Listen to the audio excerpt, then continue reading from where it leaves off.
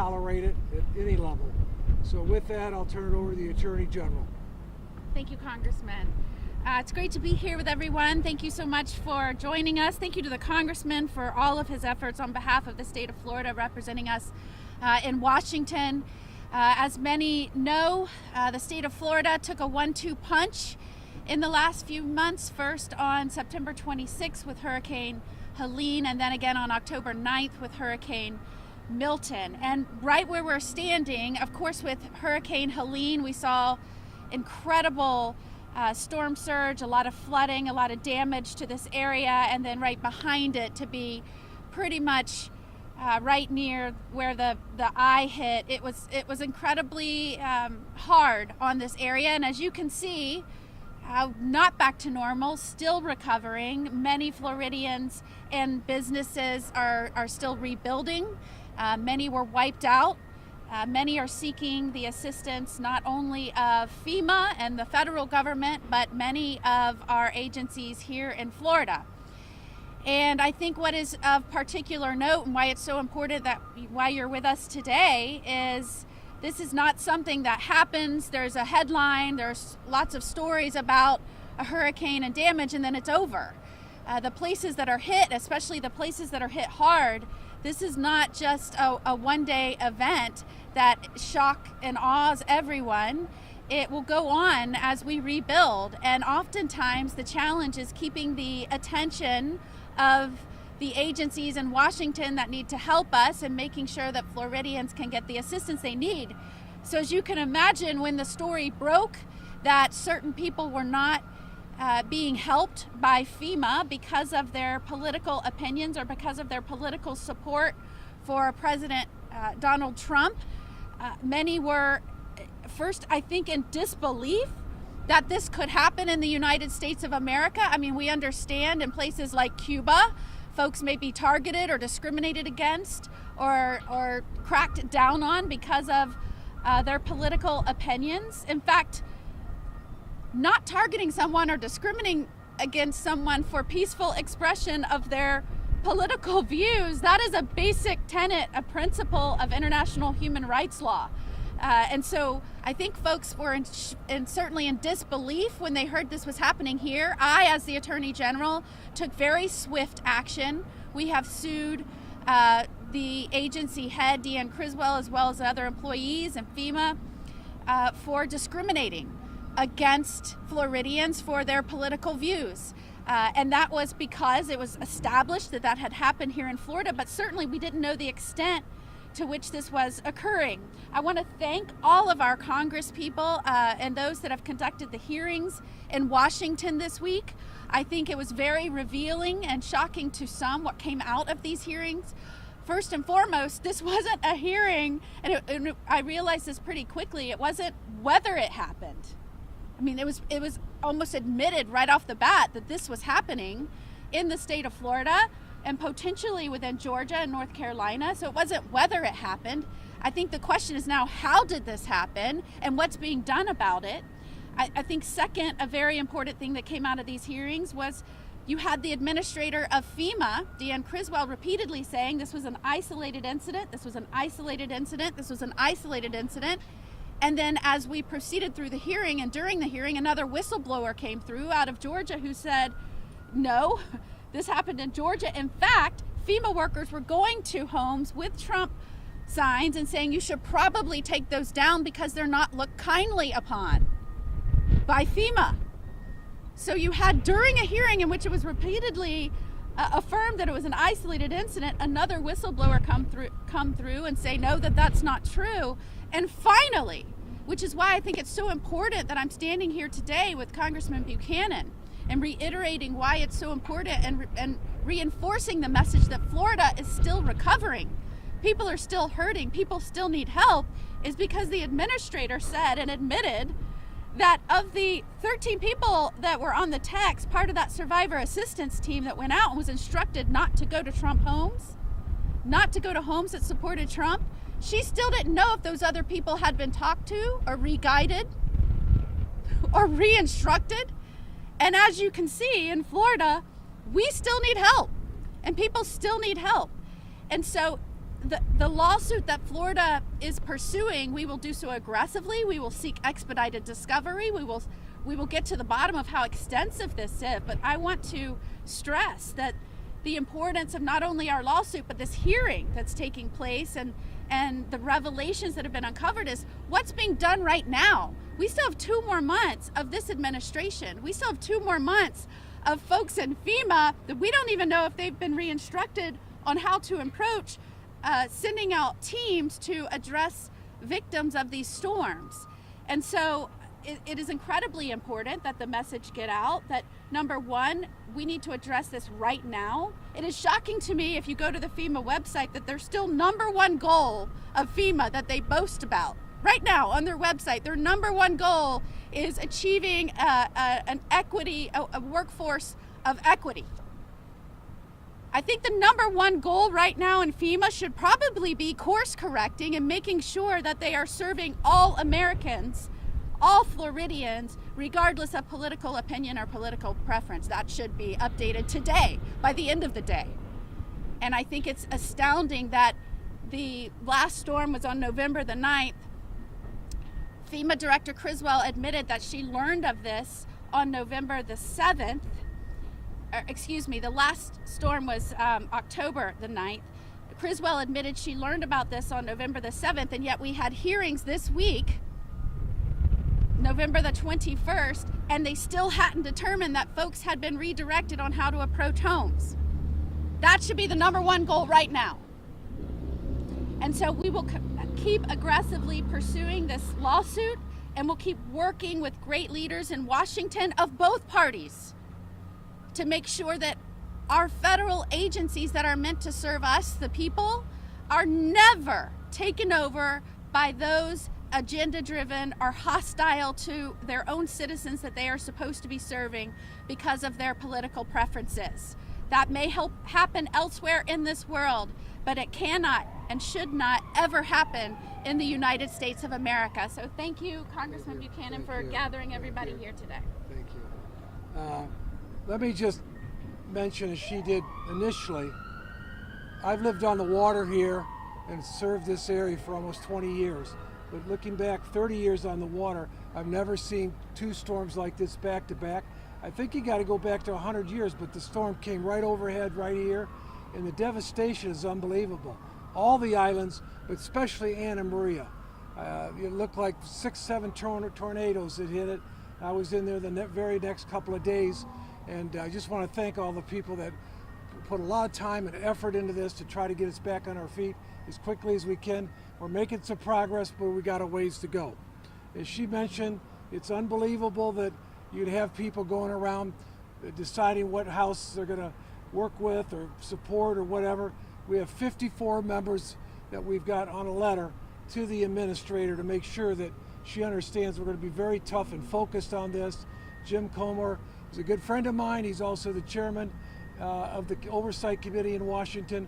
So we're working closely with them and closely with the state here. She's such an incredible attorney general. We get a lot of good ones over the years. I've worked with them, but she's the best. And I'm so excited about that we can come together and get that done. The other point I just want to make just quickly, there are some good things getting done. We are trying to get the funding for SBA so that we can help our small businesses. They've been devastated. If you look at them, a lot of them have been out of business. There's some loans that they can get at preferred rates, so it's something we clearly want to do.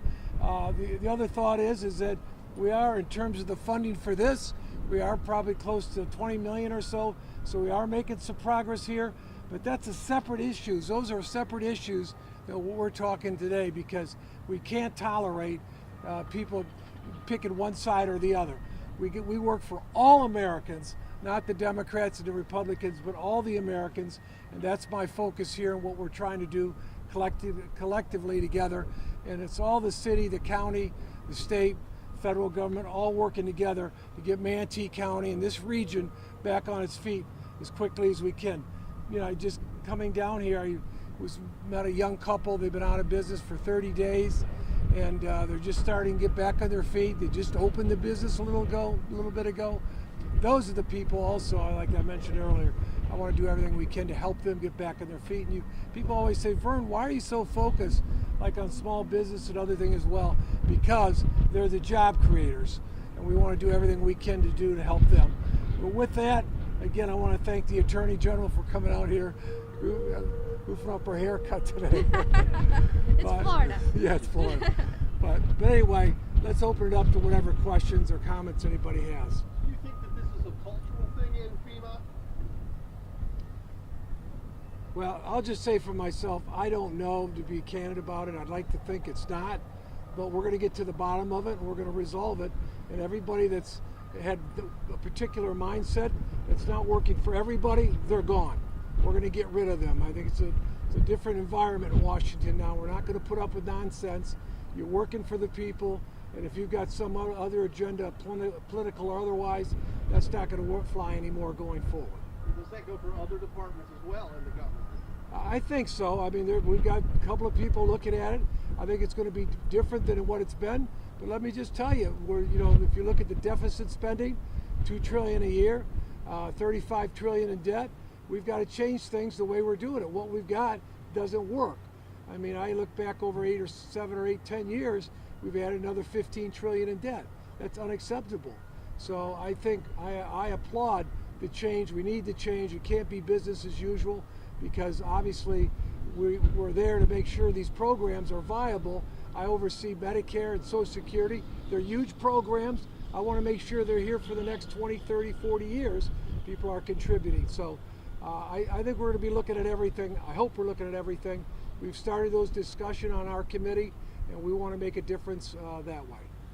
This is the last thing that people who are going to just want to hear. Do you have any message for them about the path forward? Yeah, and I'll go back real quick and address the prior question about whether or not this is a FEMA-wide problem. I think right after and right around the same time we brought suit, one of the defendants said, look, this is not an isolated incident.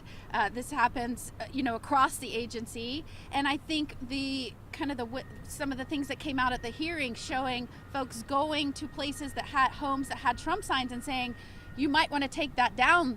FEMA doesn't look upon that kindly, in order to receive help. I think that tells you that as we move through this, as we get discovery, as things come out at hearings, that you're going to find that this was more pervasive. And you are right. This is absolutely the last thing that people that are dealing with the everyday, in the face of every day trying to rebuild their lives, rebuild their homes, just get by. Where are they going to live? How are they going to come back from this? The last thing they want to hear is that the agencies charged with providing services and rushing in a time of need have some other agenda than providing aid to every Floridian or every American that needs help. And I think what we need to get back to, all of us need to get back to, is government at the core, its whole purpose is to be reflective and embody the people. It is the people's government. We're trying to govern ourselves. We send people to organize and provide to protect rights at its core, and other services. And when you find that they are veering off mission and actually undermining the will and service to the people, it just shocks everyone. And it should. It should. Anytime we hear that the agencies of the people, whether those are federal or whether those are state, are veering off course of the will of the people, we have to do kind of a recalibration and bring people back to the reality of what government is intended to do. And so I think that all of this will be corrected come January 20th. You better believe that there will be a new administrator put in place, and that this will be a top-down reorganization and recalibration, so to speak. But, we are far out from that. And right now, Floridians are hurting and Floridians need services. So we've got to course correct right now. And if the agency isn't going to do it on their own, they keep talking about an internal investigation, yet it was really concerning to me when the message was we're doing an internal investigation, but they hadn't even talked to the 13 people who had received that communication not to go to homes with Trump signs. It goes to show you why Florida doesn't sit back on our hands and wait. We don't wait for the federal agencies to start digging into their investigations. We do it ourselves because you've got to hold them accountable. And that's what we're doing here in Florida, and that's why I was proud to bring this suit so quickly. You better believe we'll be on the horns with other AGs around the nation that may have experienced similar situations on behalf of their own citizens. And let me just add, we have 3 congressional offices in our area. Tara's here, the person that oversees the offices, but there is a lot of feedback from a lot of different folks that come in that think something's not right. So there might be, some would say 20, 30 people, but there might be 500. We don't know, but we're going to find out. And so I want to be open-minded, but we do think it is concerning and that so many people have brought up challenges that things aren't getting addressed on time.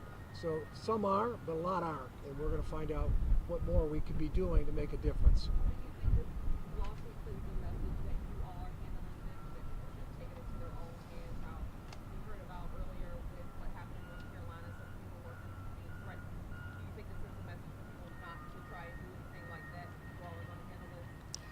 Well, no, I think this is a message that Americans and Floridians should be concerned that this is happening in their government agencies. I think what you just saw happen in this election was a mandate that we need to get back on track in this country and make sure that our agencies are in fact working at the direction of the people through those that they have put in office. I think you will see that happen. But right now we need folks that feel they have been discriminated against to let us know if that's happened. You should be reporting that to us. I have no doubt that as we learn more through hearings or as we learn more through discovery, we will amend our complaint. That might include adding other defendants as we find them.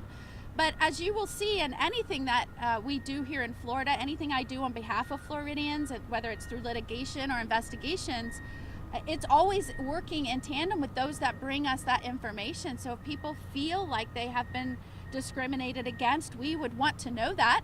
And it's my hope that those in Washington that are charged with providing assistance to Americans in times of disaster would want to know that. Yeah, and we do have an oversight committee that's active this week. There's going to be a lot of energy and effort going into that. We have 54 members on a letter we wrote into it.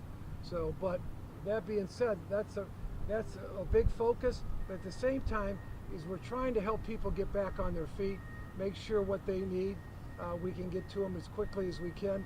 And I think there is some cooperation in that area, but there's a lot more we need to be doing. A lot of people got hurt, especially the second storm. The one storm was bad enough, but when you get a storm 10 days later, the psychology of a lot of people, especially a lot of our seniors and other communities at risk, they need more support and help, and they need it now. He was talking about skipping some of these houses to avoid politically hostile situations or interactions. What would be your response to how they've handled it in terms of trying to avoid those situations and some of their explanations for why those houses were avoided? Well, look, at this point, we know that there were specific written directives to survivor teams, for survivor assistant teams, to avoid homes with Trump signs. And there was documentation when that happened that skipped home, did not enter home, Trump sign. That's what we know right now. That's what we're pursuing. That's what the litigation is based on. I think you're already seeing that it was more pervasive than just the 20 homes that happened here that we've charged within our initial complaint. Again, as discovery unfolds and more information comes to light, we will likely be more aggressive in that action in terms of who is listed as a defendant and the charges that are made. But, I will take you back to one of the first comments I made in this discussion today, and that was the hearings that launched this week, really shocking, and I think probably what jolted a lot of people. It wasn't whether it happened. It did in fact happen. People were instructed to skip homes that had Trump signs, supporters of President Trump, and that cannot happen in the United States of America. And are those 20 homes in the lawsuit all highly sketchy? Let's take another question here. Congressman Buchanan, how important is it for an overhaul of FEMA? Because this is one instance, but I've heard issues with people trying to get hotels, trying to get payments. People that were actually impacted aren't getting the FEMA money, and then you have people that are just kind of scamming it, as we saw in the Brainton case, and they're getting paid. Well, there's a lot more needs to be done. We just got to be very focused, especially on this region. We took the blunt of the storm, and we need to get all the resources we can. And I think we've got a lot of support in Washington. Now, in the lawsuit, that I'm so glad she's taken that on. But the bottom line, we'll figure that out. Is it 20? Is it 2,000 people? We'll deal with that. But at the same time, we can do both things, and that's getting resources to people that need it now. Small business people, seniors, they've been just totally devastated on that back-to-back storm. And it's not just back-to-back, we had a storm or two before that. So if you look at it over a period of 3 or 4 months, there was 3 or 4 potential storms that were very significant and had a big impact on a lot of people. And some have given up. I've talked to some of them that are older. They said we just can't deal with it. They have a home out here. A lot of these homes are generational homes. I mean, people have been coming for a long time, like her and others. And the bottom line, they're devastated. And we have to think about going forward too about how we're going to build homes. You're not going to be able to build homes like 2 feet off the ground. You're going to have to go up 12 to 15 to 20 feet. But anyway, I appreciate the Attorney General being here today to bring more focus to this. And I tell you, in Washington, I'm very, very focused in leading that effort there. I'll be around for a little bit, but I know she's got another meeting. Thank you. Of course. Yeah. Good to see you. Thank you. All right.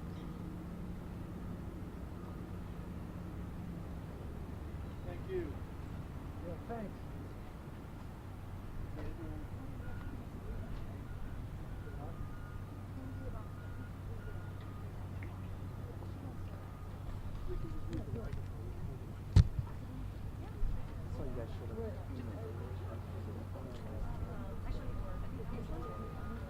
Would you mind holding it for us? Hold on.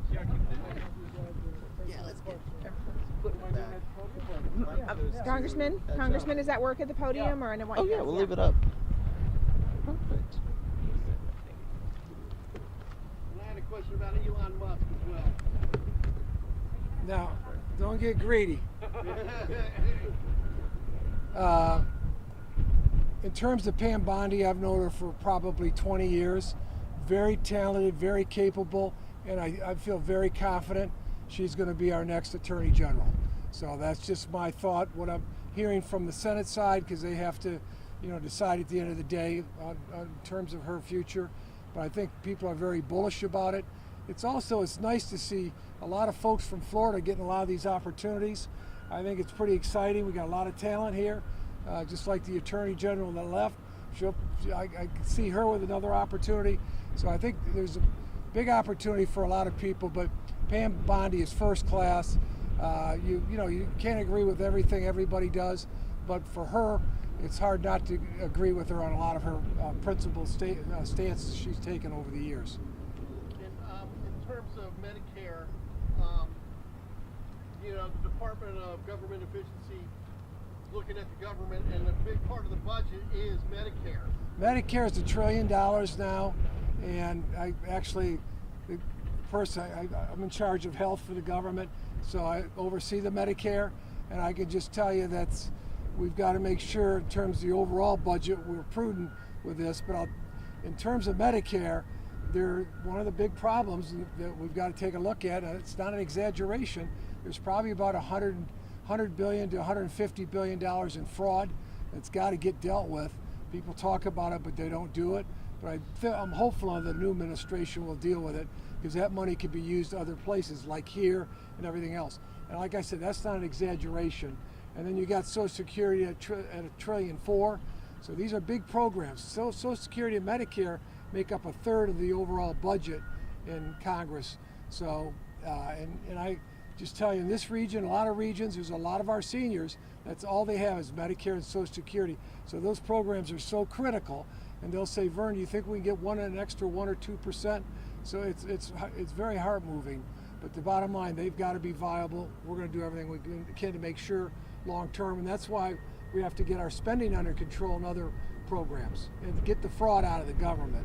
Well, are you concerned though that they may be looking at Elon Musk and that he's looking at Medicare and Social Security? It's such a big part of the government. Well, I just tell you myself, I'm on the Committee Ways and Means. I head up health. Those are the 2 programs under our jurisdiction, along with taxes, and we're not going to screw with Medicare and Social Security. It might be some adjustment or tweak, I don't know, but we're in that process right now, and we'll see what happens the next 3 or 4 months. But we can't continue to go down the road spend $2 trillion more than we take in. A lot of the youngsters here, we're spending your money and your money. You're counting on that money, and you just can't continue to do it. The other side of it is our interest on the debt is $1 trillion. That's wrong. That's immoral, and we've got to get this under control. And hopefully the team we've got, because it's not just the Democrats or the Republicans, it's both parties over a period of time haven't wanted to deal with it because they don't want to come home and face the voters. But the bottom line, we've got to do the right thing. The right thing is, like 49 out of 50 governors have, you don't spend more than you don't spend more than you take in, ideally. That should be the goal. And if we did, like I said, 49 out of 50 governors, that's their standard. But thank you.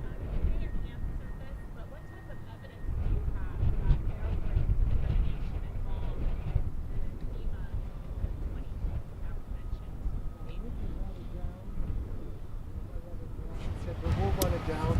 Tara, you get her number, I'll give you, we'll be glad to get you what information we have on. Is that all in Highlands County? Is it what? Is that all in Highlands County? Or was there information sort of any like here in Sarasota or Manatee County? I'm not sure if it's all right there. I know some of it was, but I don't know about all of it. Gotcha. I mean, I'm hoping they just, at the end of the day, get to the next couple, 3 months, get their arms around it and fix it. If someone's has done that, they need to go and make sure we got good supervisors and hold people accountable. But not just on that aspect on it. There's a lot of things in frivolous spending in Washington, and you can go check it. When you got $1 trillion in Medicare, you're running $100 billion. Everybody says that's a legitimate number of fraud. We need to go take care of that and figure out how to minimize that. You're not going to eliminate it total, but I just hate to see 90 billion or something going out for nothing. Anyway, thank you. Good job. Hey, good seeing you.